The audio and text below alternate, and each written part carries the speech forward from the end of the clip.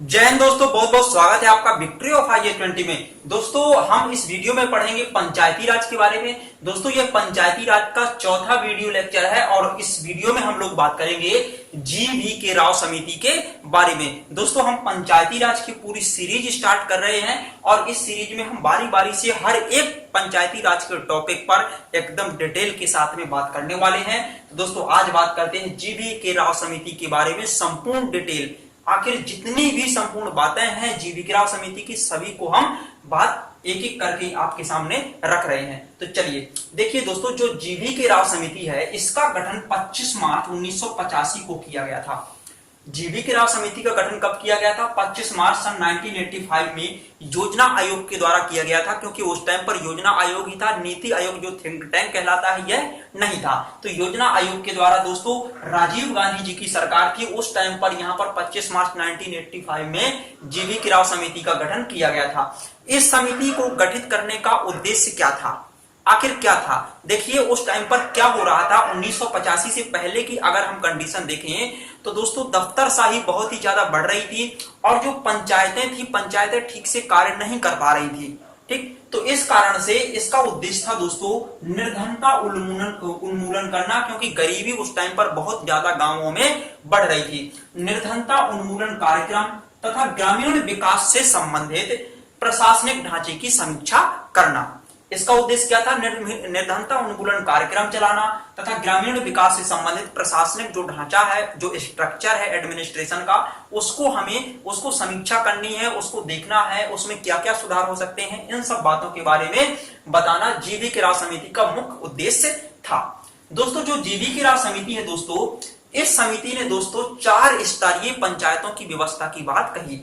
इस समिति ने कहा कि ग्राम पंचायतों की जो स्थापना की जाए, यानी कि जो लोकल गवर्नमेंट है उसकी स्थापना की जाए, वो की जाए 4 स्तरों पर। जैसे बलवंत राय मेहता ने 3 स्तरीय समिति पंचायतों की सिफारिश की, अशोक मेहता ने 2 स्तरीय पंचायतों की सिफारिश की। इसी तरह से दोस्तों GV राव, यहाँ पर 3 आते हैं ना, GV राव, तो इन्होंने 4 स्तरीय बात की। ठीक, इन्होंने क्या कहा था कि राज्य स्तर पर दोस्तों एक राज्य परिषद होनी चाहिए, जिला स्तर पर जिला पंचायत होनी चाहिए, खंड लेवल पर दोस्तों मंडल स्तर पर मंडल पंचायत होनी चाहिए और इसके अलावा ग्राम लेवल पर ग्राम पंचायत होने चाहिए। ठीक, तो इन्होंने 4 स्तरों की बात कही थी।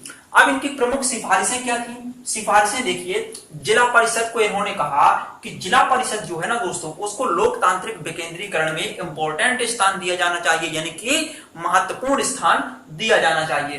किसको महत्वपूर्ण स्थान दिया जाना चाहिए? जिला परिषद को। तो दोस्तों एग्जाम में क्वेश्चन पूछा जा सकता है कि जिला परिषद को सर्वाधिक महत्वपूर्ण स्थान देने की बात निम्नलिखित में से किस समिति ने कहा?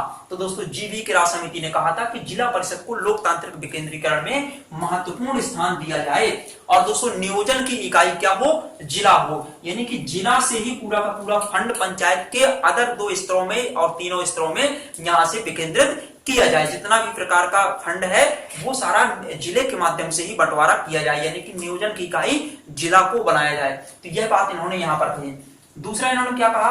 अगला इन्होंने कहा था कि जिला विकास आयुक्त के पद का सृजन किया जाए। इन्होंने बताया कि एक नया पद बनाया जाए और उस पद का नाम होगा जिला विकास आयुक्त। ठीक है, जिला यानी कि डिस्ट्रिक्ट डेवलपमेंट कमिश्नर। ठीक है, तो जिला विकास आयुक्त का नया पद एक बना दिया जाए। ठीक, तो इसकी बात इन्होंने कही। अगली सिफारिश जो इन्होंने दी थी, उन्होंने कहा पंचायतों में दोस्तों नियमित निर्वाचन कराने की बात कही। क्या कहा इन्होंने? पंचायतों में नियमित निर्वाचन कराए जाए, क्योंकि दोस्तों उस टाइम पर कहीं पर भी नियमित यानी कि सही समय पर निर्वाचन ही नहीं हो रहे थे और निर्वाचन नहीं हो रहे थे इस कारण से कई जगह ऐसे थे जहां पर मतलब लगभग अगर संख्या गिनी जाए तो 11 जगहों पर पंचायत के चुनाव नहीं हुए थे। तो आप समझ सकते हैं कि इन्होंने इसी कारण से यह सिफारिश दी कि पंचायतों में नियमित निर्वाचन कराए जाए, तभी तो यह पंचायती व्यवस्था हमारी सफल हो पाएगी, वरना तो पंचायती व्यवस्था ध्वस्त हो जाएगी इसी तरह से अगर चलती रही तो। ठीक, अगली सिफारिश इन्होंने क्या दी दोस्तों? अगली सिफारिश इन्होंने दी SC ST OBC व महिलाओं को पर्याप्त पंचायतों में प्रतिनिधित्व दिया जाए। SC ST OBC व महिलाओं को पंचायती राज में पर्याप्त प्रतिनिधित्व दिया जाए, यानी कि उनको स्पेशल छूट रिजर्वेशन टाइप से दिया जाए। तो इन्होंने इस तरह की यहाँ पर बात की। तो 4 इनकी प्रमुख सिफारिशें हैं दोस्तों, ये सिफारिशें आप लोग याद रखेंगे। दोस्तों उस टाइम पर दफ्तरशाही बहुत ही ज्यादा बढ़ रही थी, पंचायतों में दोस्तों भ्रष्टाचार बढ़ गया था। इस कारण से दोस्तों जो जीवी राव समिति थी, जीवी राव समिति ने कहा कि जो पंचायतें हैं दोस्तों वो बिना जड़ की घास हैं, एक ऐसी घास है जिनकी कोई जड़ नहीं है, क्या पता ये कब सूख जाएं। तो दोस्तों यह वर्ड आप लोगों को याद रखना है कि निम्नलिखित में से किस समिति ने पंचायतों को बिना जड़ की घास कहा है। तो आप याद रखेंगे जीवी राव समिति ने पंचायतों को बिना जड़ की घास कहा है। तो यह एक बिल्कुल इंपॉर्टेंट है आप लोगों के लिए, ये फैक्ट आपको बिल्कुल यह कथन याद रखना है। दोस्तों यहाँ पर कुछ समिति उसी टाइम पर और उससे पहले गठित की गई थी, उनका विचार देख लीजिए। दोस्तों दांतवाला समिति भी गठित की गई थी, दांतवाला समिति। दोस्तों जो दांतवाला समिति थी 1978 में इसका गठन किया गया था और इसने क्या सुझाव दिया था, इसको एक लाइन में आपको हमेशा याद रखना है। इसका उद्देश्य क्या सुझाव था, मूलभूत विकेंद्रित आयोजना का कार्य मूलभूत विकेंद्रित आयोजना का कार्य जिला स्तर पर संपन्न किया जाए। किस स्तर पर संपन्न किया जाए दोस्तों, जिला स्तर पर संपन्न किया जाए। और संपन्न करने वाला अधिकारी जो होगा दोस्तों वो कलेक्टर होगा, यानी कि डिस्ट्रिक्ट मजिस्ट्रेट होगा, डीएम होगा, ठीक है। तो इन्होंने जिला स्तर पर संपन्न करने की बात कही थी विकेंद्रित आयोजना के कार्यों को। और दोस्तों हनुमंत राव जो समिति बनाई गई थी 1984 में, 1984 में, उस हनुमंत राव समिति का भी यही विचार था कि मूलभूत विकेंद्रित आयोजना का जो कार्य है वो जिला स्तर पर ही संपन्न किया जाए।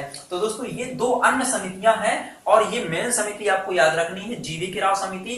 कब गठित की गई दोस्तों, इसने रिपोर्ट अपनी जो है 1986 में सौंपी थी और इसका गठन 1985 में किया गया था। तो ये बात आपको यहाँ पर याद रखनी है दोस्तों। 4 स्तरीय पंचायतों की स्थापना करने की इन्होंने बात कही थी। तो दोस्तों इतनी बातें आपको जीवी राव समिति के बारे में याद रखनी है। और नेक्स्ट वीडियो में दोस्तों जो अगली समिति है एलएम सिंघवी समिति और इसके अलावा थुंगन समिति, जितनी भी समितियां हैं हम एक एक समिति को पढ़ेंगे। फिर उसके बाद दोस्तों जो अदर चीजें हैं, जो संविधान बना, अभी तो बहुत सारी चीजें इसमें बाकी है पढ़ना, क्योंकि हमको बिल्कुल डिटेल से पढ़ना है पूरा का पूरा पंचायती राज। तो दोस्तों मिलते हैं नेक्स्ट वीडियो में, तब तक के लिए जय हिंद।